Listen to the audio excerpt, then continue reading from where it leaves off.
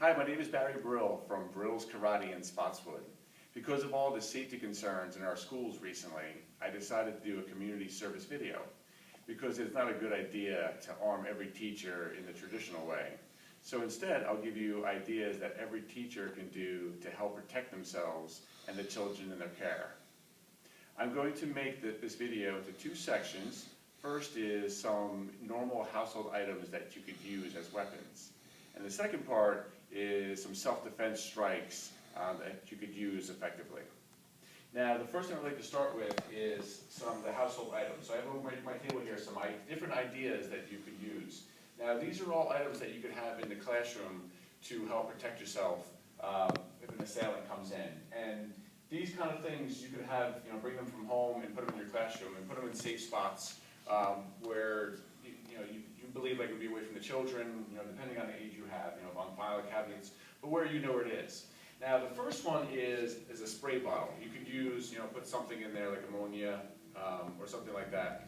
I brought in this bottle because it's a little bit of a thicker bottle, not just the normal Windex bottle. Because sometimes if you put a chemical in there, like ammonia or like some bleach and water solution, it tends to rot out the mechanism. It doesn't work. But the better ones tend to be able to take more of a chemical. So you could have a spray bottle, and I put it on just stream so it goes far, and try to make it where it can go like 10 feet, so you don't have to be close to the sound if they come in. So you could like use that as a spray. Another type of bottle you could use, this is a squeezing bottle, so you'd actually have it filled to the top. And then you could actually put any kind of chemical in there. There's no mechanisms in there. And this one you could squeeze a lot and pretty fast and pretty far. So you could like just get a couple good squeezes and go right to a person. Now, the next is like a frying pan. Now, I use a frying pan, but you could be a lot of different items that you could have. There could be decorative items in the classroom, like those pans that you see in restaurants that have like all the sizzle. They're like a heavy cast iron pan. Now, for this, most people would hit someone with this as if like it was like a tennis racket, like hitting a tennis ball, like that way. Actually, what you would want to do is strike sideways. It's much more penetrating, and you get much better result from that. So you'd actually want to go sideways. Any kind of item like this, especially if it's like a metal item, works well. So this kind of item works great. Now, bring it to metal items. Now, like different tools you could have in the classroom that you could really use. Now, any kind of metal item does a lot of damage. So like the hammer feels comfortable. So different things that you could have, like I said, like on your filing cabinets, whatever, that you can grab quickly to have some kind of weapons. Now, the next idea is some throwing weapons. So where you actually have, like say, like a screwdriver, you could obviously use this as, like in conjunction with what I'm going to show you in a minute from now. But so you could use it as a weapon this way. Also, you could use it as a throwing weapon if you need to distract the assailant, or for whatever reason you think you need an exit strategy, like if you whip something at them, like even like the wrench, if it's time to do a getaway and you want to throw it right at his face or his chest. I say chest because it's the biggest target, so if you're off a little bit, you'll probably still hit him. So if you need to like run away, anything like that. Now, also a good item would be a short wire, like a 4-foot or 6-foot wire. Now, the wires always have, like, the end. If you ever, like, wound up an extension cord and hit yourself in the shin, you know how painful these can be. Now, these can be a very powerful weapon where you could actually do a lot of damage. You can just, like, hold the one end and strike, hit them in the head. Now, if they're holding a weapon like a gun, I would not recommend, like, trying to hit the weapon. So, like, say, if you're hiding behind the door and a person comes in with some kind of an assault weapon, don't smash down on the weapon. It's not going to do that much damage because this is more pain than power. So you want to hit the person. So if they come in, you'd actually want to strike them on the person themselves.